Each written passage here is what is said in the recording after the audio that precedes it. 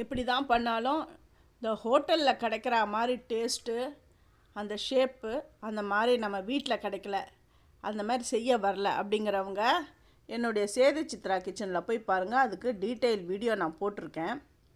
ஒன்றும் இல்லை, இந்த உளுந்தை வந்து தேவையான அளவு எடுத்துக்கோங்க. 1 டம்ளரோ இல்லை 1.5 டம்ளரோ உங்களுக்கு எவ்வளவோ அந்த அளவுக்கு எடுத்துக்கோங்க. அதை வந்து ஒரு 2 மணி நேரம் ஊற விடுங்க. ஊற விட்டுட்டு அது கிரைண்டர் இல்லைன்னா மிக்ஸி இதில் போட்டு நல்லா அரைச்சிக்கோங்க. நல்லா தண்ணியை தெளித்து அரைச்சிக்கணும். அதுவும் ஐஸ் வாட்டராக இருந்தால் ரொம்ப ரொம்ப பெஸ்ட்டு. இந்த மாதிரி அரைச்சிக்கணும். ரொம்ப தண்ணியெல்லாம் விட்டு அரைக்கக்கூடாது. அதை அந்த மாவை எடுத்துட்டு நல்லா பீட் பண்ணிக்கணும். அதாவது ஒரே சைடாக பீட் பண்ணிக்கணும். இந்த பக்கமோ அந்த பக்கமோ அந்த மாதிரிலாம் பீட் பண்ணக்கூடாது. ஒரே சைடில் பீட் பண்ணிவிட்டு 2 ஸ்பூன் வந்து அரிசி மாவு, இஞ்சி துருவினது, கொத்தமல்லி, கருவேப்பிலை, தேங்காய் துருவல் 1 ஸ்பூன். அதாவது தேங்காய் துருவல்லாம் எனக்கு வேண்டாம் அப்படிங்கிறவங்க அவாய்ட் பண்ணிக்கோங்க, அது உங்கள் இஷ்டம்தான்.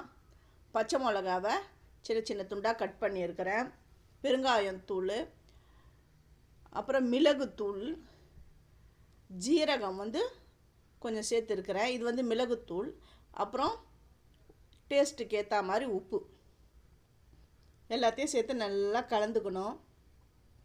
இது கலக்கும்பொழுதே இந்த பக்கம் அடுப்பில் எண்ணெயை விட்டுடணும். அந்த எண்ணெய் சூடாகிடுதான்னு பார்க்கணும். அந்த தண்ணி அப்படி தெளித்தோம்னா அந்த சவுண்டு வரணும். இப்போ கையை வந்து நல்லா நனைச்சிட்டு அப்படியே வடை தட்டிக்க வேண்டியது தான். ரொம்ப ரொம்ப ஈஸி இது.